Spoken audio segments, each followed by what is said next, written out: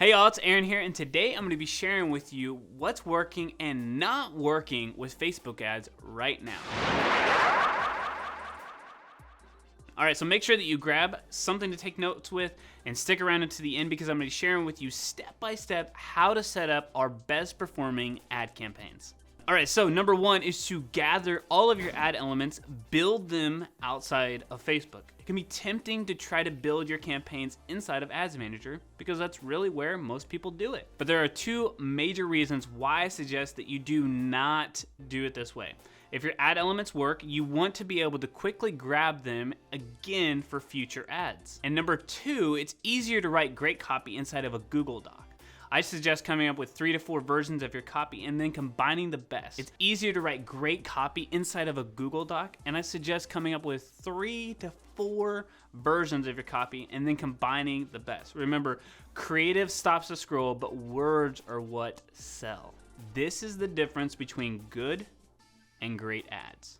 Alright guys, before we move on to number 2, I just wanted to say howdy. My name is Aaron Pearson. I'm one of the co-founders here at Bit Branding. We specialize in helping clothing boutiques and apparel brands grow and scale online. And if you found value in this video, now or at any point of time, please consider hitting that subscribe button and turning on notifications. This is what helps us grow and create better content for you long term. Alright, let's get back to the videos. Alright, so since the iOS change where Facebook now has less data to work with, Mark and Tim are kind of battling it out and we're getting the short end of the stick. Anyway, so since we have less data, it really comes down to who has the best thumb-stopping creative. On average, we scroll the height of the Eiffel Tower every single day. And it's your job to stop for just 1 second. Get them to stop for 1/2 second. Our creative lineup goes a little something like this when we're creating testing campaigns. So I'm going to show you how to do that and how to help stop the scroll. So for lifestyle photos, 3 graphics, 2 slideshow or collection style videos, and 1 testing like a TikTok, a flat lay, or a UGC, which is user generated content from like your customers or friends, those style of videos. Now, the reason we are a little more video focused right now is because Facebook can gather more data from video ads, which allows you to win more in bidding auctions. Basically, your cost for ads will drop. If you want our lookbook that will show you how to take faster, high quality photos for your ads, just comment the word lookbook down below and we'll send it over to you. All right, so number 3 is to always have a testing campaign. This is how we set it up. A testing campaign is essentially just one of the 2 campaigns you must have running, and this allows you to treat your advertising like a science experiment. What are the best combinations that you can bring into your top of the funnel, or as we like to say, prospecting, to your colder audiences? All right, so let's jump into Facebook Ads Manager. All right, so now that we're in Ads Manager and Business Manager, if you don't know how to create an Ads Manager account or a Business Manager account, make sure that you check out this video right here where we walk you through that. Pause this video, go watch that really quick and easy, and then come back to this video right here. All right, so now that we're inside of the campaign, I want to show you our testing campaign. This budget doesn't necessarily matter. What we're doing is we have a broad audience, which I'll show you how to develop here in a second. And then we're just basically testing all the different types of creative that I mentioned earlier. So the graphics, the lifestyle photos, the different types of collection videos, all of those are happening inside of testing. And the way that testing works is we want this to go to a broad audience. And if it can't work at a broad audience, it's not going to work at our top of the funnel prospecting. So when we say broad, let me just go into this one that's active right here. And this is how we set it up, right? So we had it set up as purchase.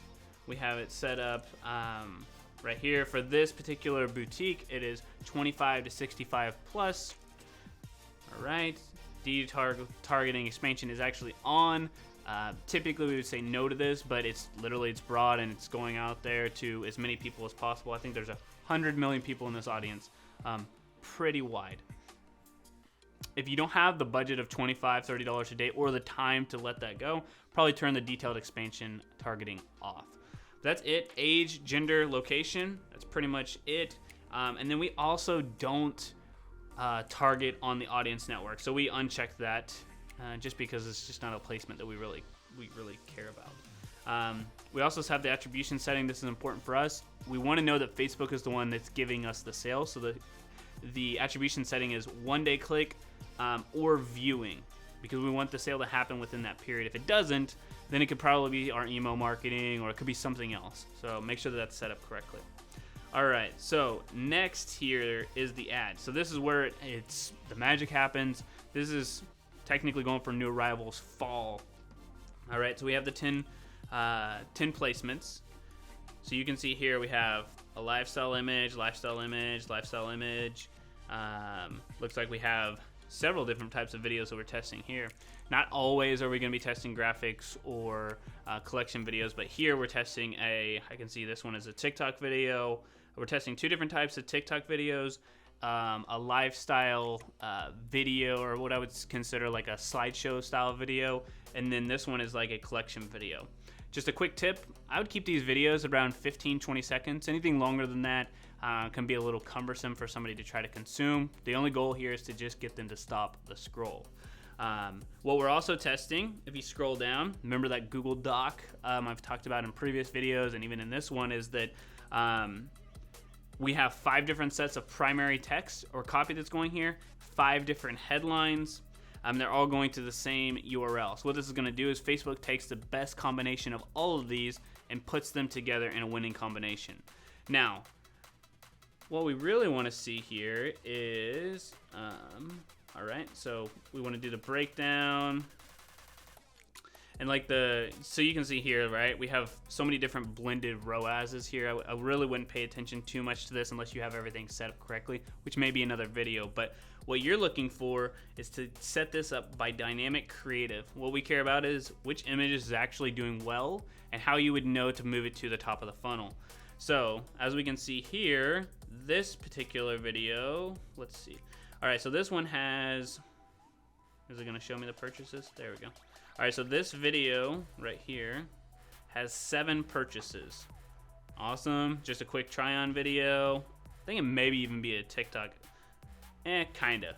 It's I don't know, they're just kind of dancing on camera. I don't know if it's a TikTok or not, really. But anyway, it has 7 purchases for $18. It's made 3.5 times its money. Another thing to look at is this one is a TikTok video. Just very user generated. It's pretty simple. Literally just says that this is an outfit for every occasion, and it's had 3 sales for $3, and it's made 21 times its money. These may be good videos to move to the top of the funnel. This other one right here, let's see, doesn't have any purchases on Facebook, but it does have purchases on the app, as we can see here. This is a 40x return on ad spend. It's a very generic graphic, looks great. Shout out to our, I think this was Christian who created it. Shout out to Christian for this graphic. It's made 40 times its money here. It spent $2 and made 40 times its money. So awesome. These are a couple of elements that could be pulled into the top of the funnel. So top of the funnel is also what we're going to cover in this next video. But testing, what I want to tell you guys is that this is a constant improvement, right? So you're pulling in new images, you're adding in new text, you're adding in new videos, and you're just trying to figure out what combination of items or what combination of things work best. Next thing we want to look at is the headline. If I'm looking at this in order of importance, it's like 80% of it's like the image or video, and then like 15% is like the text or the headline, sorry, and the last 5% is like the text. So the headline, this headline did well, right? So new arrival is perfect for fall. Probably gonna move that headline to the top of the funnel. Same thing here. Shop the latest fall trends. It's only gotten 2 purchases. Probably won't move it. So I'll move this one, and then I'll replace it with a new one that I had in my Google Doc, and just add in a new element to constantly be improving my ads. When you think about it as a science experiment and there's never really an end result, you're just getting more data on how to get better, then it becomes easier to manage. All right, so like I said, I'd pull in those 2 or 3 videos to the top of the funnel, and then I would take in the new arrivals perfect for fall and put that text up to the top of the funnel as well. Hey guys, before we move on to the second and last campaign, I wanted to tell you about our free masterclass training that is perfect for apparel brands and clothing boutiques to grow consistently and profitably online. If you want to go through this training, this 19-minute free training, just click the link in the description below. All right, so the last one here is to structure your top of the funnel, or as we like to say, prospecting campaign for success. Once you're able to set up an effective campaign, you've done 90% of the work. Now your job is to let Facebook do its job and run the combination of ads effectively. Let me show you what I mean, and let's jump into these campaigns for top of the funnel right now. All right guys, so now that we are in the top of the funnel campaign, this looks much like the ads manager we had for testing. It's because that's where everything's at. But this campaign, the prospecting, is going after cold traffic. It's people who don't know who you are and likely haven't ever taken action with you before. Now, that being said, what we're gonna do is take what elements have worked in testing and put them into the top of the funnel. I wanna show you here in the top of the funnel what that looks like. All right, so this campaign is spending roughly $600 per day. You don't have to be at this budget to make these types of results. It doesn't really matter. It's just a point of where this account is necessarily scaling. So that being said, we jump into the campaign. We still have a broad campaign, but what works even better, all right? So this was just yesterday. Let's go last 7 days. We have a combination of our 10% lookalike of people who've purchased in the last 75 days. I'll show you how to do that here in a second. And we also have it going to broad as well. And you're like, well, broad's going on the testing. It's like, well, if it works in the testing, broad will also work at scale for top of the funnel too. Now, the important part here is the ad elements. So we actually have the ad elements set up as dynamic creative. But what you can do, and what we suggest, and something that we're moving into that's working a lot better, is to test bringing in the elements individually that are already working from your testing campaign versus doing it manually, right? So previously what we would do is we would take the best elements from the creative, dynamic creative inside of testing, and just take the image and take the text and put it inside of the top of the funnel. But what we're seeing now is, can we just create a new campaign or a new ad set, right? So instead of this broad where we just add in new elements into this ad set, we would take this broad campaign and we would add in the elements and duplicate, right? So this is what we do. We'll go over here, click on quick duplicate, and we would just keep it as broad. And then instead of, and going to the add element, and instead of adding in the new elements, we would just pick the best, and we would not do it as dynamic creative. We would pick the best elements. The trick here is you've got to do things that are more evergreen, right? So if it's an individual sweater, like if somebody, or a shirt, if somebody wanted this shirt that's on the screen right now, and we ran an individual ad, you'd want to make sure you have a lot of those in stock. But you could do one that just had a group of people, said new arrivals. It could also be a video that shows a lot of different items. That could be one that, once it works, it could run long term. And when I say long term, 3, 4, 5 weeks and then replace, 3, 4, 5 weeks and replace. So that's where in the boutique world, we're testing things out. For some businesses it makes sense, some it does not. Dynamic creative still does work. That is what is set up for this particular campaign, and I will show you that right now. So their top of the funnel prospecting is also going to, like I said, a broad and a 10% lookalike. But with this 10% lookalike, it's still going to a dynamic creative. You can see here, this is the best of what we had in the testing campaign, and this is new copy. Actually, we're testing technically new arrivals, and the new arrivals happen to be fall, but we're pulling in the best elements here and then sending it all to one page. It's doing well. And one quick note, right? So if you got to this far in the video and you're like, okay, what's going on as far as the dynamic creative and like, how do I know if it's gonna work or not work for me?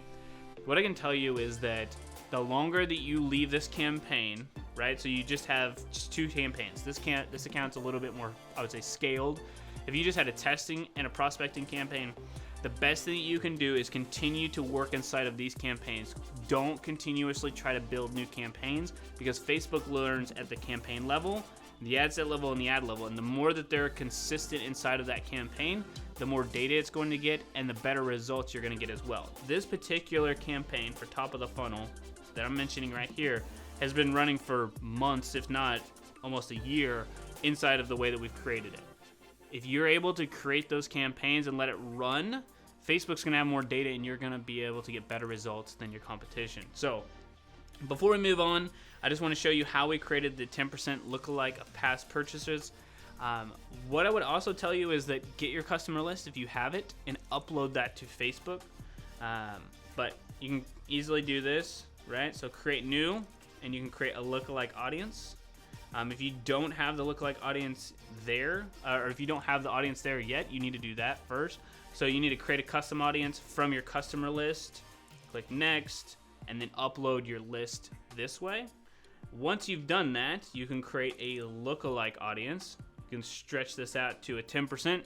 What we want to do is 10% is like 1% is the closest to the audience that you're looking for. 10% is like the farthest away. However, with Facebook having less data, we want to give Facebook a larger audience to find the right people. So when you look at this, yeah, 10% is a 23 million person audience. When you do a 1%, it's like a 2.5 million person audience. So the bigger the audience, the more data, the more opportunities that we have to reach the right people. So create that audience. We did narrow by making sure that it was women within a certain age range and then within the US. We also do have detailed targeting expansion on. It still doesn't open it up too much more, but basically what that means is that it's going to find more people who follow the same characteristics who may be outside of our 10% audience a little bit more than what we would have normally found within the 10%. So same thing here. We do everything but audience placements, or audience network, and then one day click or after viewing. All right. So that's really it. It's very simple. If you're thinking that just seems too easy, it's because it is. Most people want to do the shiny object syndrome. It's really, you have a testing campaign, and what's working in testing, you move to the top of the funnel. If it's not working in testing, try new things.